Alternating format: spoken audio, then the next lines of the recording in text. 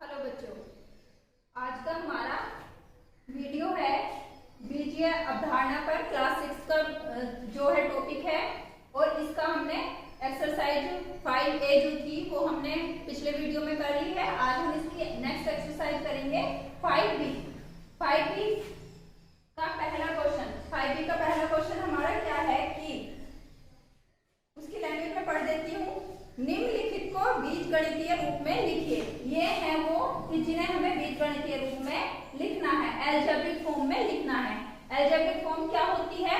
Algebraic form वो होती है जिसमें चर और अचर, वेरिएबल और कांस्टेंट दोनों शामिल होते हैं। वेरिएबल्स में क्या हो सकता है? हमारा चिन्ह हो सकते हैं और हमारे अक्षर होते हैं।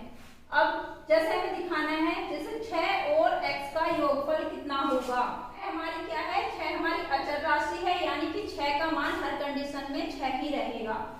और x जो है हमारी वो क्या है? हमारी चर राशि है जिसका मान कुछ भी हो सकता है। अकॉर्डिंग टू कंडीशन, शर्त के अनुसार, परिस्थिति के अनुसार इसका मान बदल सकता है। और इनका योगफल हम किस तरह से दिखाएंगे? इन्हें बीजगणितीय फॉर्म में कैसे लिखेंगे? 6 प्लस x। ये क्या हो गई? 6 और x के योगफल को बीजगणितीय फॉर्म की क्या हो गई? 6 प्लस x। इसी तरह से x में से 7 घटाने पर शेष, x में से 7 घटाएंगे, इसे किस तरह से रिप्रेजेंट करेंगे? x minus 7। ध्यान देना है कि शब्द की भाषा क्या, वो सेंटेंस हमारा क्या कह रहा है, क्वेश्चन की भाषा क्या है। जैसे x में से 7 घटाने पर शेष, x में से 7 घटाना है तो x माइनस 7 हो गया। और अगर होता 7 में से x घटाने पर शेष तो ये हो जाता 7 माइनस x। x का 5 गुना, 5 गुना किसका? x का। x गुना 5, गुना करने के लिए हम गुणाई तो करते हैं, तो ये हो गया हमारा x गुना 5। इसे लिख सकते हैं हम 5x।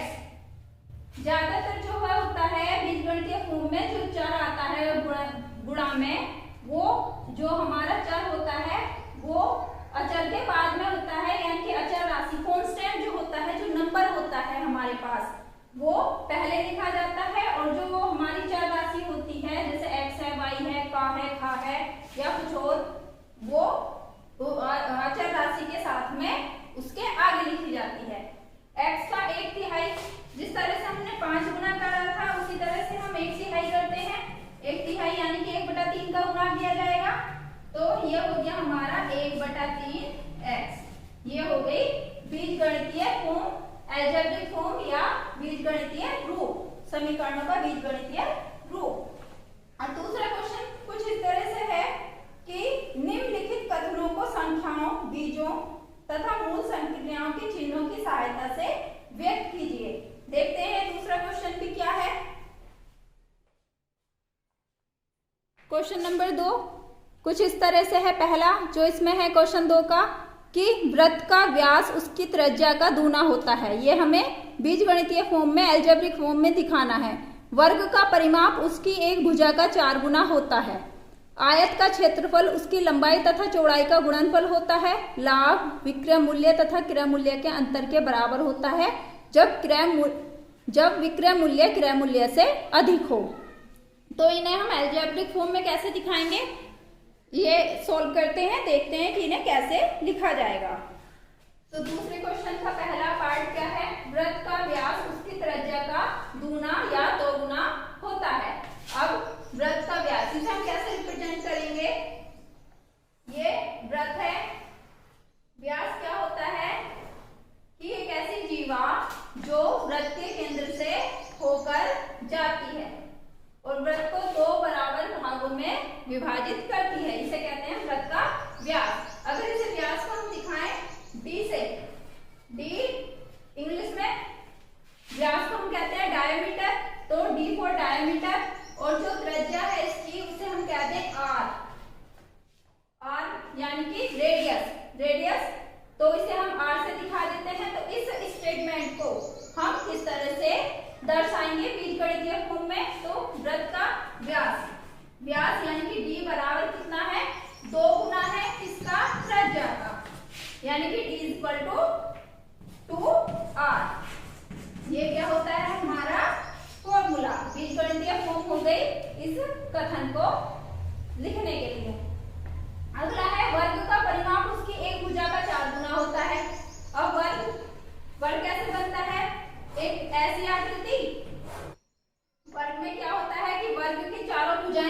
होती हैं, बराबर होती हैं। अगर इसकी एक भुजा ए है, ए फॉर आर्म, यानी कि इसे हम ए से अगर दर्शाते हैं इसकी एक भुजा को, तो चारों भुजाओं की लंबाई क्या होगी इसकी? ए ए ए। और परिमाप हमें पता है, परिमाप क्या होता है?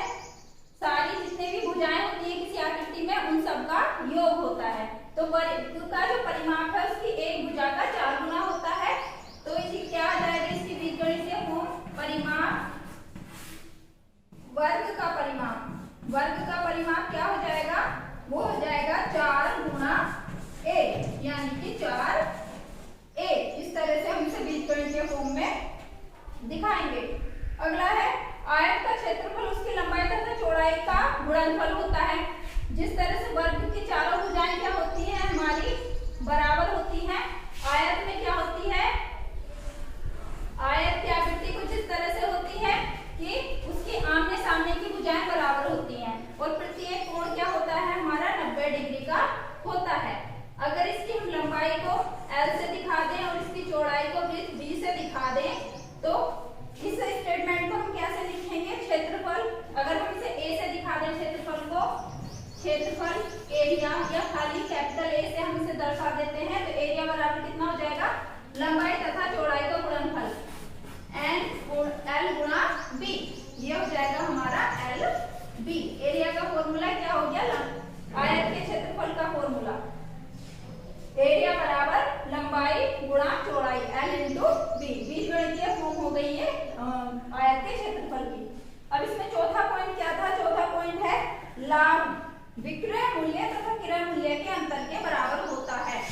जबकि लाभ हो रहा है तो उसमें क्या होगा?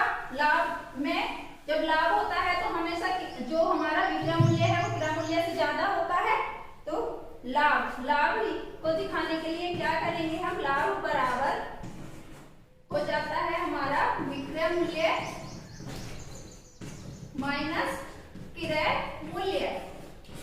अब अगर विक्रय मूल्य को हम लाभ को प्रॉफिट P से दिखा दें और विक्रय मूल्य को हम जो दिखा दें सेलिंग प्राइस किसी S से डिनोट कर दें, SP से, और क्रय मूल्य को कॉस्ट प्राइस CP से डिनोट कर दें, तो ये क्या हो गया हमारा? बीजगणितीय फॉर्म हो गई किसकी? लाभ की, जब विक्रय मूल्य क्रय मूल्य से ज्यादा है। ये प्लस नहीं माइनस, सॉरी, अंतर। सेलिंग प्राइस और कॉस्ट प्राइस का अंतर जो होता है वो हमारा प्रॉफिट होता है। इस तरह से हम बीजगणित की हेल्प से, अलजेब्रा की हेल्प से फॉर्मूला क्रिएट करते हैं, फॉर्मूलाज बनाते हैं। ये अब हर कंडीशन में सच है। ये हमारे पास क्या है? ये एक सूत्र है, एक ऐसी समीकरण है कि जो हर कंडीशन में सच होगी। जब सेलिंग प्राइस ज्यादा होगा कॉस्ट प्राइस से, तो फॉर्मूला उसका ये यूज होगा कि प्रॉफिट निकालने के लिए हम सीधे सेलिंग प्राइस में से कॉस्ट प्राइस माइनस कर देंगे। और तीसरा क्वेश्चन क्या है? तीसरा क्वेश्चन है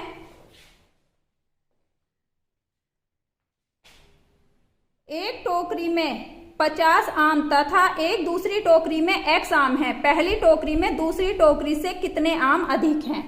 यानी कि एक टोकरी में कितने आम हैं? 50 आम हैं और दूसरी टोकरी में X आम है। तो पूछ रहा है कि पहली टोकरी में दूसरी से कितने अधिक हैं। तो जब हम अंतर निकालते हैं कितना ज्यादा है या कम है, तो उसके लिए क्या करते हैं? हम ज्यादा वाले में से कम को घटा देते हैं। तो जो पहली टोकरी है उसमें कितने आम ज्यादा होंगे? दूसरी वाली से 50 माइनस X, 50 माइनस X, ये बीजगणितीय फॉर्म हो गई। और तीसरे ही क्वेश्चन का जो दूसरा सेक्शन है, जो बी क्वेश्चन है, बी पार्ट है, वो क्या है?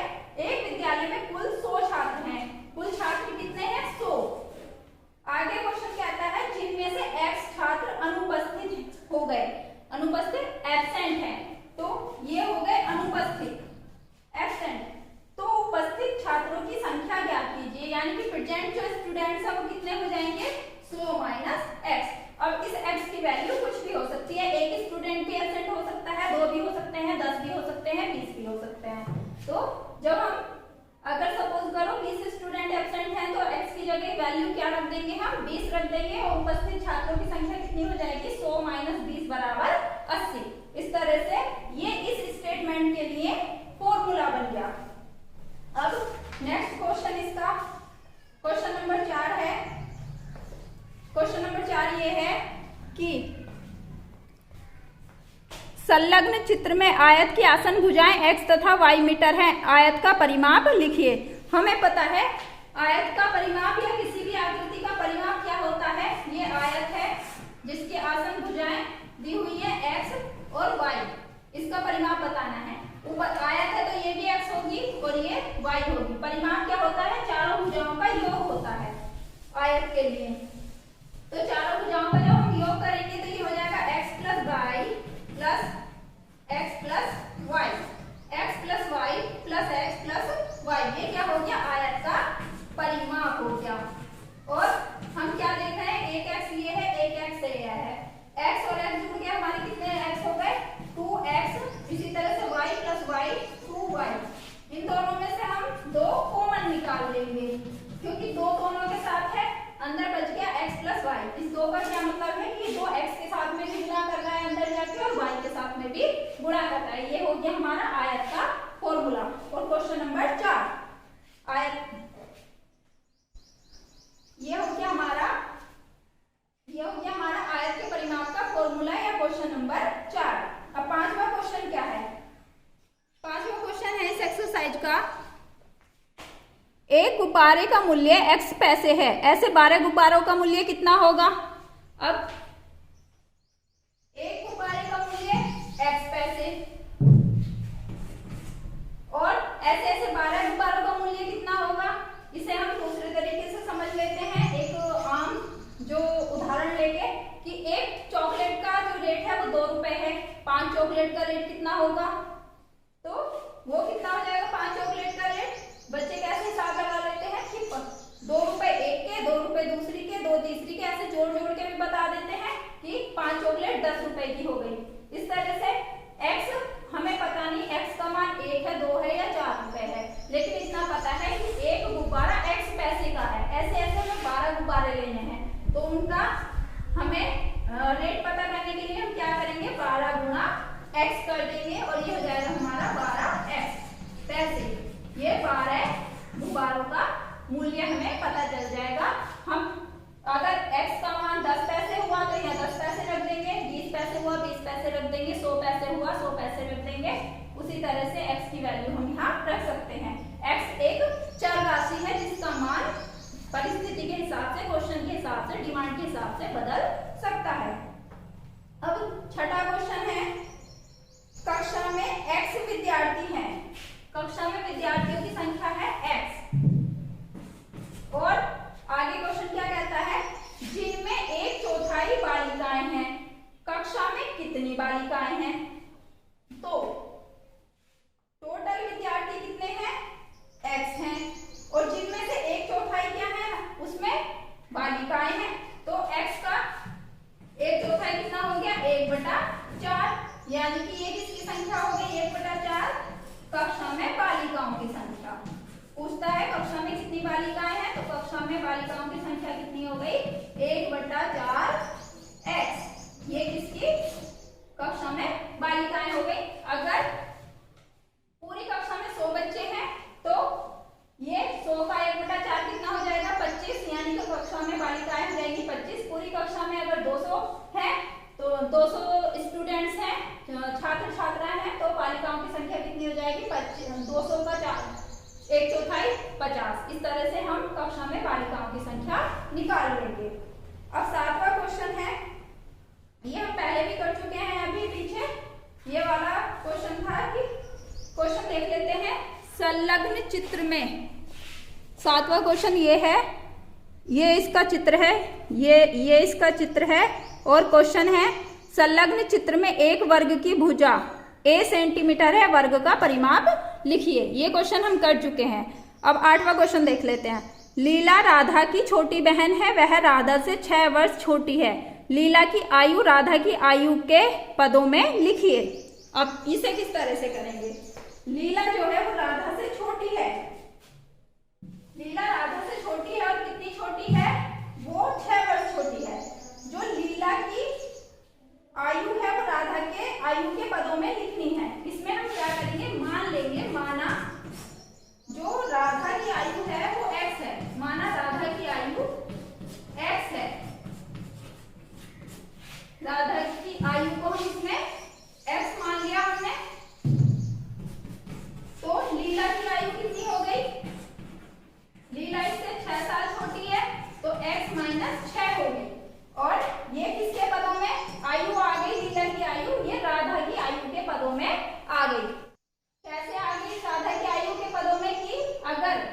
की आयु है 12 साल, तो x की जगह हम रखेंगे 12 साल, लीला की आयु निकल के आ जाएगी 12 - 6 बराबर 6।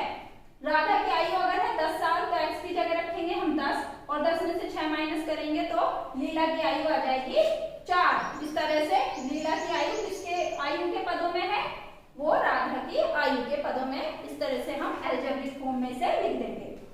9वां और लास्ट क्वेश्चन, माँ ने घर में 16 लड्डू बनाए, कुछ लड्डू मेहमानों और परिवार के सदस्यों को दिए, बचे लड्डुओं की संख्या ज्ञात कीजिए।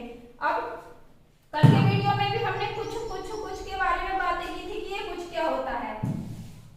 जहां हमें एग्जैक्ट किसी चीज का नहीं पता होता, नंबर नहीं पता होता, वहां हम कुछ लिखते हैं और वो कुछ जो होता है वही बीजगणितीय पद होता है। जैसे माँ ने लड्डू बनाए 16, इन 16 में से कुछ लड्डू यानी कि वो मान लिए हमने x लड्डू, कुछ वो क्या है x है।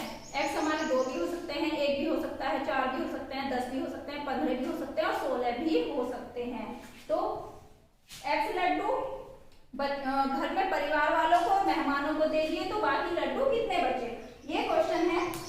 बचे हुए लड्डुओं की संख्या बतानी है, तो 16 में से हम क्या कर देंगे, x को माइनस कर देंगे, तो ये क्या आ जाएगी हमारे पास, बचे लड्डुओं की संख्या। ये हो गई बचे हुए लड्डुओं की संख्या। इस तरह से हम कथनों को बीजगणितीय फॉर्म में लिखते हैं। और आगे एक्सरसाइज पूरी हो गई इस वीडियो में 5b, और नेक्स्ट वीडियो में हम नेक्स्ट एक्सरसाइज करेंगे, वो भी चराचर के बारे में ही है, बीजगणित की ही एक्सरसाइज हम करेंगे नेक्स्ट वीडियो में। इस वीडियो में इतना ही, थैंक यू।